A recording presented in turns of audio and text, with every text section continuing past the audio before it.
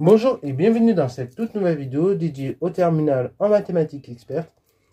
Et donc, à l'issue de cette vidéo, le but va être très simple, c'est d'aborder une nouvelle façon d'écrire un nombre complexe. Ok, parce que pour l'instant, pour écrire un nombre complexe, vous avez tout simplement appris qu'il existait la forme algébrique. Ok, donc la forme algébrique, c'était vraiment la forme la plus basique. Ça nous permettait de faire beaucoup de calculs littéraux, résolution d'équations du second degré, des choses assez pertinentes. Après, on a vu que pour la géométrie, une autre forme s'imposait. Et donc, l'autre forme qui était utile aussi pour la géométrie, c'était la forme trigonométrique. Donc, ça permettait d'exprimer un complexe en fonction de son module et de son argument. Là, maintenant, je vais vous proposer une autre manière d'écrire un nombre complexe, c'est-à-dire, comme vous pouvez le voir là, sous sa forme exponentielle. Alors, vous allez vous dire, mais qu'est-ce que c'est que ça? Alors, déjà, première chose, tout simplement, alors, malheureusement, en classe de terminale, on ne va pas démontrer l'existence de cette forme-là. On va juste la mettre en tant que définition. Ok. Mais donc, par définition, il faut savoir qu'en complexe, on va toujours pouvoir l'écrire sous sa forme trigonométrique, sous sa forme exponentielle. De même qu'on peut toujours l'écrire sous sa forme trigonométrique. Ok. Pour une simple bonne raison, c'est qu'en fait, ce sont les propriétés du module et de l'argument qui nous permettent de le faire. Ok. Ce sont les propriétés du module et de l'argument qui ont des comportements similaires aux fonctions exponentielles et logarithmes qui vont nous permettre d'écrire comme ça un complexe, et tout complexe d'ailleurs, sous forme trigonométrique, sous forme exponentielle à présent. Ce qui va nous permettre d'ailleurs par ailleurs au sein de cette vidéo de justifier un certain nombre de propriétés assez intéressantes, que je trouve personnellement. Alors, je vous préviens, cette vidéo risque d'être très dense, donc prenez un petit popcorn, asseyez-vous, matez-vous quelque chose de bien, enfin prenez vos écouteurs, soyez tranquille, ok. Cette vidéo va être assez longue, on va tout d'abord parler de la forme exponentielle, et ensuite je vais vous montrer un certain nombre de propriétés qui découlent de cette forme-là. Alors, c'est parti mon kiki, tout d'abord la définition, ok, on va commencer par là. Donc, pour définir la forme exponentielle d'un complexe, déjà il nous faut un complexe, et il nous faut un complexe tel que, le module de z, on va l'appeler R, et donc l'argument de z, on va l'appeler θ. Ainsi, du coup, on définit la forme exponentielle de z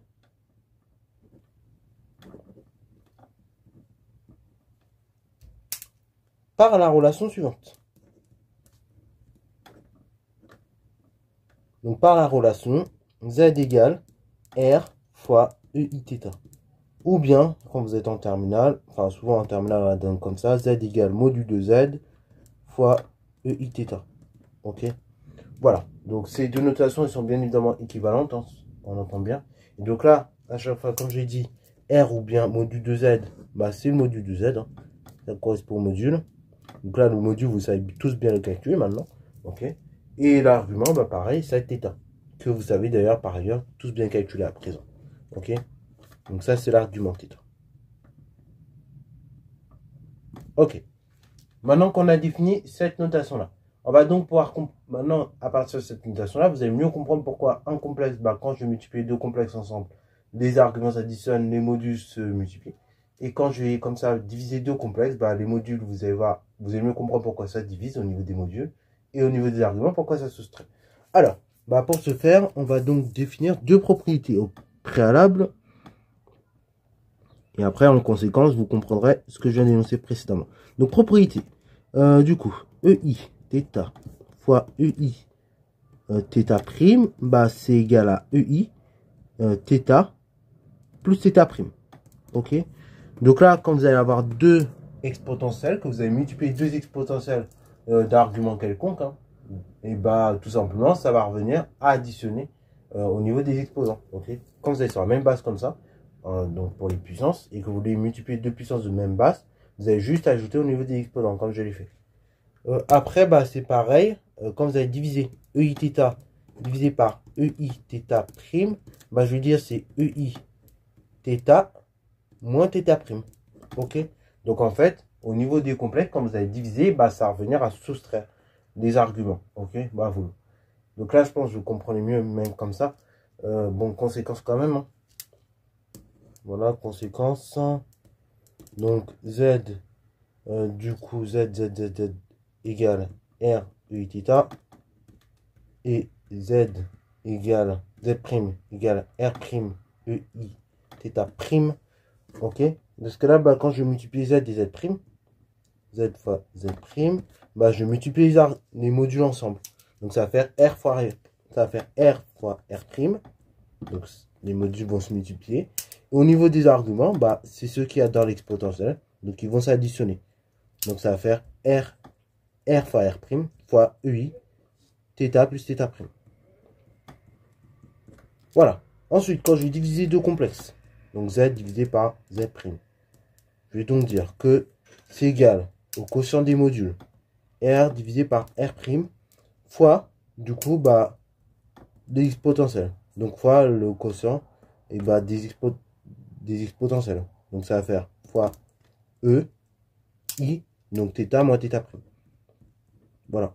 Donc, vous avez encore mieux le schéma illustratif qui explique bien et bah, pourquoi quand je multiplie deux complexes, les modules s'additionnent, les modules se multiplient, les arguments s'additionnent. Et donc, bah, tout de façon inversée pour le quotient de deux complexes. Ok. Alors, maintenant qu'on a défini ces deux propriétés, ces propriétés-là qui sont essentielles, et bah, par la suite, alors du coup, on s'entende bien, cette notation-là, à partir de cette notation-là, on peut donc tout simplement passer à la notation donc trigonométrique, hein, puisque je connais après, donc là, ce qu'il y a en argument, et bah après, je peux dire que le EIθ, c'est cos de θ plus I sin θ. Et après, bah, le R, donc au module de Z, bah, module de Z ou R, il restera toujours devant en multiplication. Ok. Donc ça, c'est bon. Maintenant, bah, par conséquent, on va voir quelques propriétés de mathématiciens célèbres, à savoir Euler et Moivre. Donc on va commencer par les formules de Euler, parce que plus côté apparemment. Donc formule d'Euler ou bien identité d'Euler. Donc on va commencer par la toute première.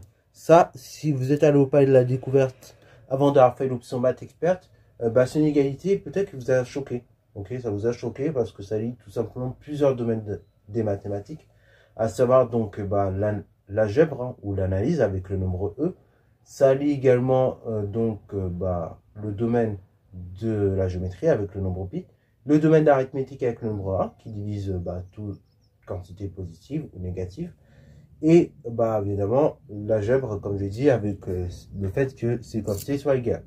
Donc ça lie comme ça plein de domaines mathématiques, cette égalité. Et c'est ça qui est beau finalement, c'est que au travers d'une égalité, on parvient à lier comme ça plusieurs branches de mathématiques qui a priori ne seraient pas prêtes à être. Alors, du coup, je vais vous donner cette formule d'Euler que vous avez dû voir, comme je l'ai dit, et bah, au pas et la découverte.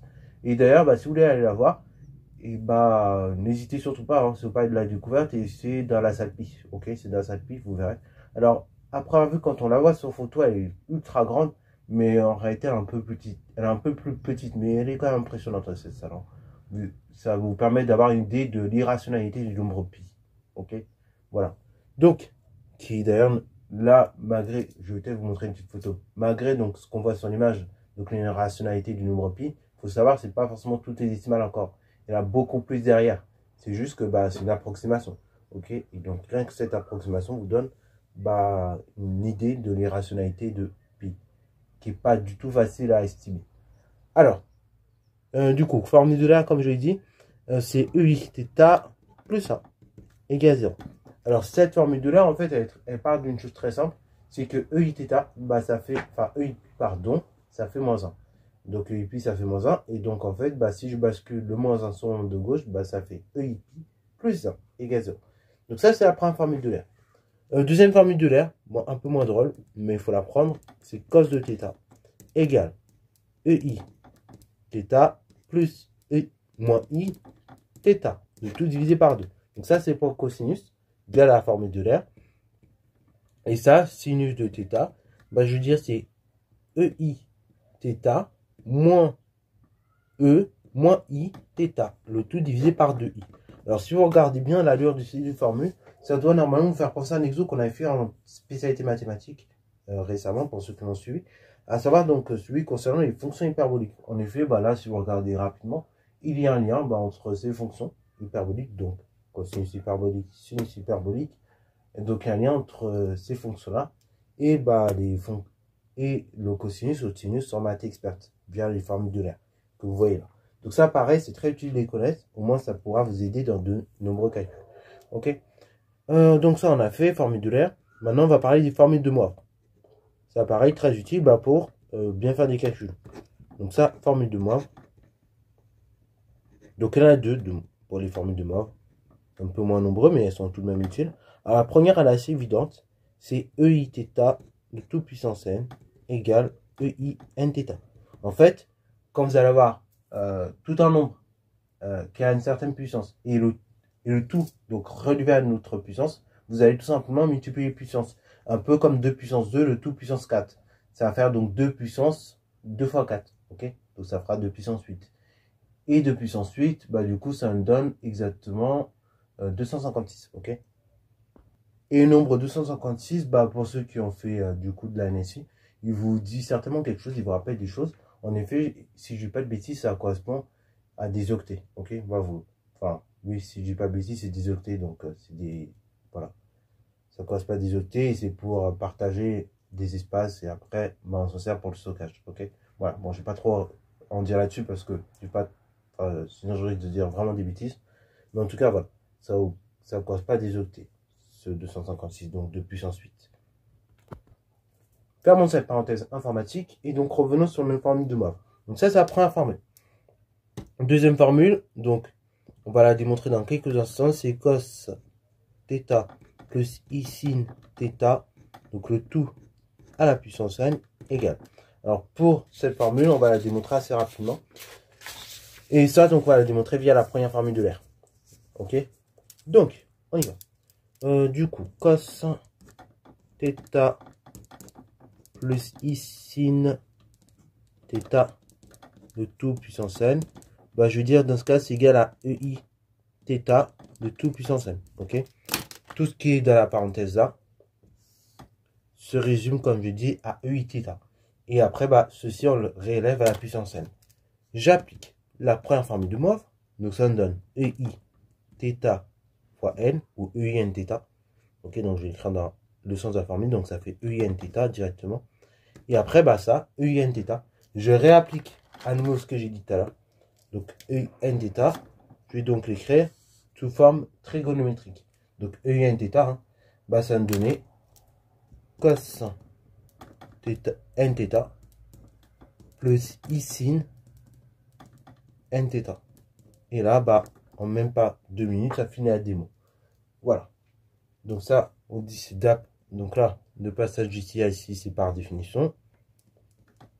Ça, c'est par définition des formes exponentielles et trigonométriques des complexes. Et ça, bah, vous dit d'après formule de Moivre.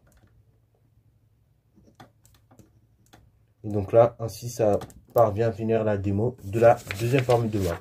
Donc cos θ plus i sin θ, le tout puissance n. Retenez-le si vous le voulez. Mais ça se retrouve assez vite avec cos n θ plus i sin n θ. D'ailleurs, l'idée à chaque fois, quand vous avez des formules comme ça, c'est bon, en retenir quelques-unes. Et après, essayer de retrouver facilement ces formules. Donc ça, c'est pour le cosinus. Nickel. Donc maintenant, ce que je voulais vous montrer, bah, c'est des propriétés très utiles, bah, qui vont nous servir, bah, pour faire des calculs non seulement sur les nombres complexes, mais pas que dans le domaine des intégrales. À savoir donc les formules de linéarisation. Alors, ils sont au nombre de 2, ce qui est déjà pas mal, hein. Donc, formule de linéarisation. Donc, on va les trouver pareil nous-mêmes par démonstration. Donc, l'idée, ça va être de exprimer cos carré de θ et sin carré de θ.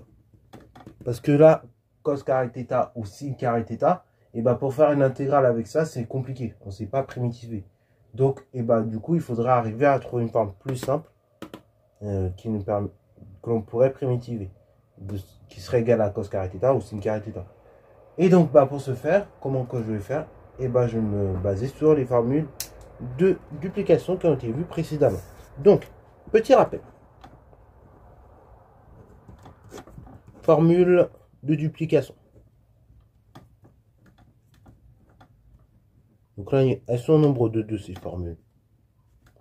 Donc, première formule, on a dit cos donc de 2a, c'est égal à 2 cos carré θ moins 1. Deuxième formule de duplication. On a dit sinus de, alors j'ai appelé 1 prime 2 prime. Donc la sinus de 2a, je dis c'est 2 cos a plus sin a. Donc 2 cos carré a plus sin carré a. Ok. Ah non, il n'y a pas de carré du coup, attention.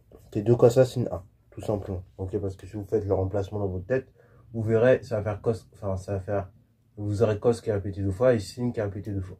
Ok, voilà. Alors ça c'est bon, donc une fois qu'on a posé le cadre, et ben maintenant on va faire la démo. Ok, donc pour faire la démo, voilà, tout va se jouer à partir de la première formule de duplication. Donc à partir de la première formule, donc pour trouver cos carré de θ. Donc on a dit que cos carré de 2a égale 2 fois cos carré de a moins 1. Ce qui équivaut, donc moi je veux 2 cos carré de a, 2 cos carré de a.